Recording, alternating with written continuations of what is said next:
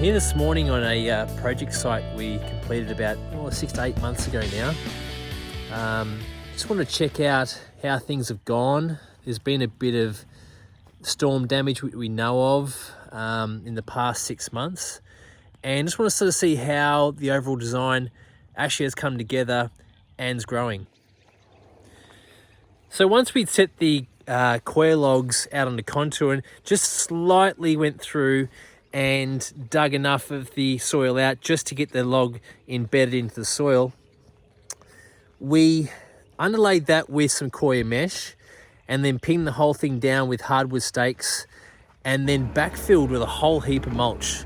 I mean, we talked about 40 to 50 cubic meters of mulch in this whole site, and thick behind the walls, just so to add that layer of protection for the soil and to create a home for the biology to grow. So the brief in this project was to look at the areas that we're currently looking at now that had capped soils, they had a lot of erosion and not much growing at all. So the actual brief was to use some low-tech options and plants to remediate the site. 6 to 8 months on now, you can sort of see what's happening here. The cover crops are growing. They're coming up out of the mulch. They're holding that soil together. And slowly what we're seeing now is a dissolving of this coir mesh over time and the plant's taking over.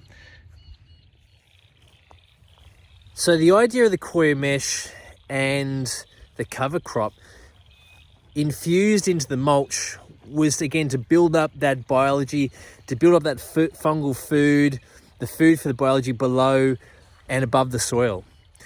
And the roots of the plants would then hold that soil level together and allow that erosion area to self-heal.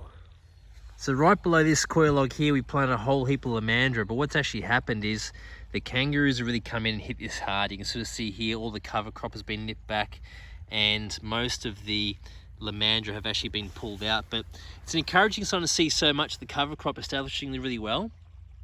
But what we're going to do soon is go back and replant this lomandra and actually come back and throw a whole lot of dead branches, stakes and twigs over this area so that it acts as a bit of a guard for the kangaroos and allows those young plants to establish.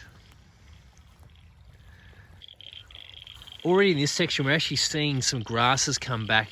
Again, heavy predation from the kangaroos, but just enough for this jute match is actually allowing protection. You can sort of see even under here, there's some plants growing up through this, just being protected by that coir mesh enough to get established and get a foothold before the kangaroos come through and chomp them back down again.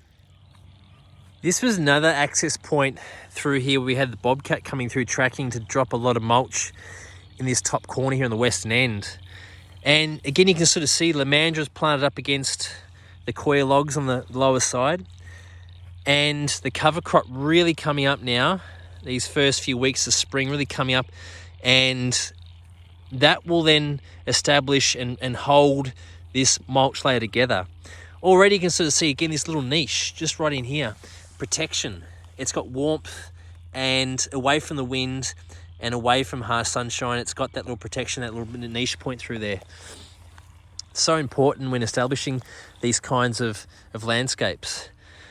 This area through here, it was a barren wasteland, but again, cover crops are establishing, the mulch has been put thick enough, so over time, this mulch will then turn into soil.